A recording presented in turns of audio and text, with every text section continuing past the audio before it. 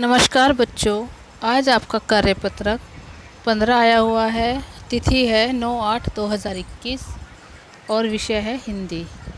बच्चों, इसमें आपको अपना नाम और अपने विषयाध्यापक का नाम यहाँ लिखना है। अभी तक बच्चों हमारे जो थे वह गद्यांश और पद्यांश आ रहे थे, आपने भी देखे और पढ़े। लेकिन आज जो आपका कार्यपत्रक आया हुआ है वह बच्चों आपके पाठ से ही लिया गया है। आपके पाठ अपनी किताबें खोलकर देखना, उसमें कबीरदास जी की साखियाँ शब्द दी गई हैं पीछे।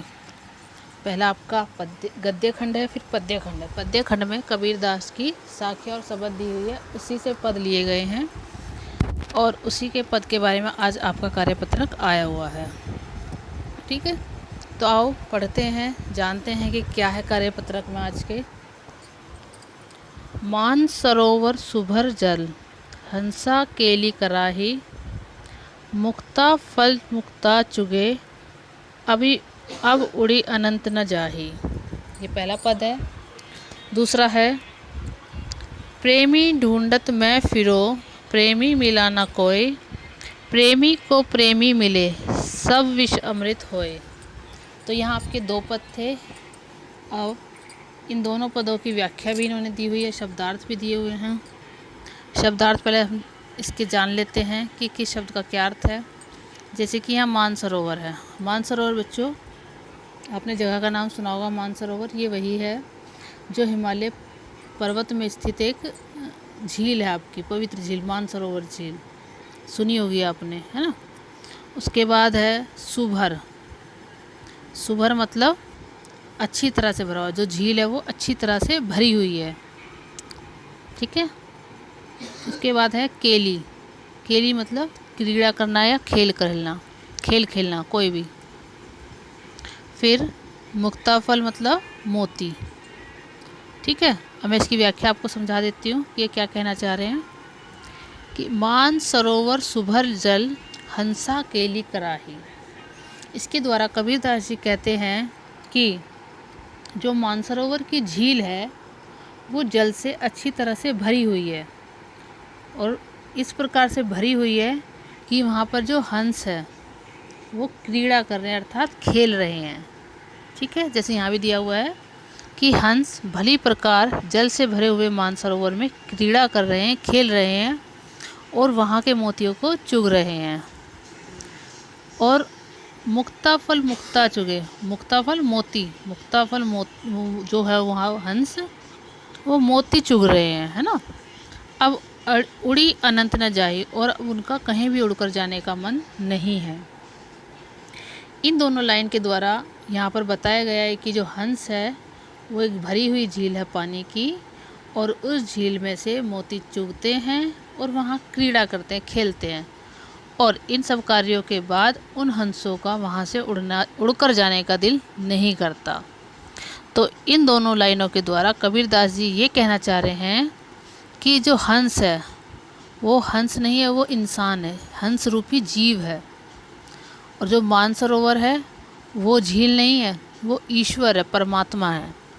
तो मनुष्य जो है वह ईश्वर में रम जाना चाहता है, खो जाना चाहता है, और उसको इतना आनंद मिलने लगता है ईश्वर में गुणगान करने का, ईश्वर में खो जाने का इतना आनंद मिलता है कि उसका अब कहीं भी जाने का कोई मन नहीं है, उसका कहीं जाने की कोई भी इच्छा नहीं है। क्योंकि जब वह ईश्वर का स्मरण कर रहा है, ईश्वर को याद कर रहा है, तो वही उसके मोतियों को चुगने वाली बात है कि वह स्मरण कर रहा है, इसका मतलब वह मोती चुग रहा है। जैसे मोती एक बहुमूल्य चीज़ है इंसान के लिए, वैसे ही जब इंसान मनुष्य जब परमात्मा की भक्ति में खो जाता है तो उस भक्ति से ज़्यादा मूल्यवान उसके लिए कुछ भी नहीं होता। तो ये आपका पहला पद था। अब दूसरा पद देखते हैं बच्चों। प्रेमी ढूंढत मैं फिरो, प्रेमी मिला न कोई, प्रेमी को प्रेमी मिले, सब विश्व अमृत होए। इसके द्वारा कबीरदास जी कहते हैं कि मैं प्रेमी को ढूंढता फिर रहा था, प्रेमी ढूंढत मैं फिरो, कि मैं प्रेमी को ढूंढता फिर रहा था। कैसा प्रेमी बच्चों? जो ईश्वर का प्रेम करता है, ईश्वर में खो जाना चाहता है, ईश्वर की आराधना करता है, ऐसे प्रेमी को मैं क्या कर रहा हूँ, ढूंढता फिर रहा हूँ। फिर वो कहते हैं प्रेमी मिला ना कोई, लेकिन मुझे कोई भी प्रेमी नहीं मिला। मुझे कोई भी ऐसा इंसान नहीं मिला जो ईश्वर की भक्ति में खोया हुआ हो। प्रेमी को प्रेमी मिले सब विश्रित अमृत होए। फिर कबीरदास जी कहते हैं कि यदि कोई ईश्वर प्रेमी मिल जाए और उस ईश्वर प्रेमी को भी कोई दूसरा ईश्वर प्रेमी मिल जाता है, तो जो बुराइयां होती हैं, जो विषय वासना होती है, वो सब जो है, जो भी एक जहर के समान होती है ना, वो सब अमृत हो जाता है। अर्थात बच्चों, जब अच्छे मनुष्य से अच्छे मनुष्य मिलता है तो बुराइयां वहाँ होती ही नहीं है ना।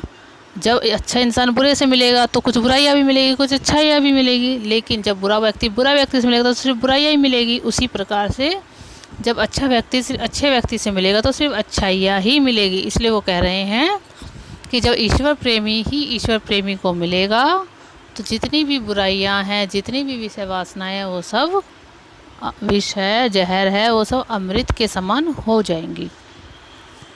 तो आपके दोनों पत्ते जो मैंने समझा दिए, आइए अब इनके प्रश्नों के उत्तर देखते हैं क्या दिए हुए हैं। आशा है आपने इन दोनों साखियों के भावार्थ समझ लिया होगा। आइए इन्हीं साखियों पर आधारित कुछ प्रश्नों के उत्तर खोजते हैं। सबसे पहले बच्चों आपको दिया है सुभर जल से क्या तात्पर्य है ना। सुभर जल अभी हमने यहाँ पढ़ा था ना, सुभर अच्छी तरह से भरा हुआ, तो ये इसका खा वाला भली प्रकार से भरा हुआ जल। हंसा किसका प्रतीक है, पक्षी का, हंसने का, ईश्वर का या जीवात्मा का। तो हंसा किसका प्रतीक है यहाँ पर, जीवात्मा का।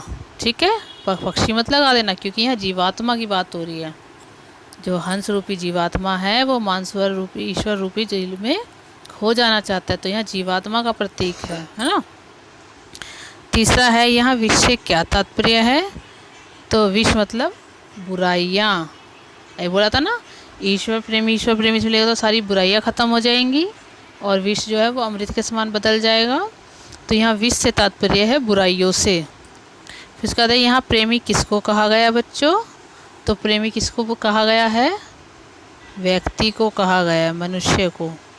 ईश्वर प्रेमी को कुछ भी लिख सकते हो, व्यक्ति, मनुष्य और ईश्वर प्रेमी, जो ईश्वर को प्यार करता है, ईश्वर प्रेमी। ठीक है, उसके बाद है मानसरोवर से क्या तात्पर्य है, तो मानसरोवर से बच्चों क्या तात्पर्य है, मानसरोवर से तात्पर्य है कि वह एक हिमालय पर्वत पर पवित्र झील है। ये वाला 5वें का उत्तर हो जाएगा। ठीक है, तो यहाँ पर आपकी वर्कशीट पूरी हुई। सभी बच्चे जल्दी से काम करके अपने अपने ग्रुप में भेजें। धन्यवाद बच्चों।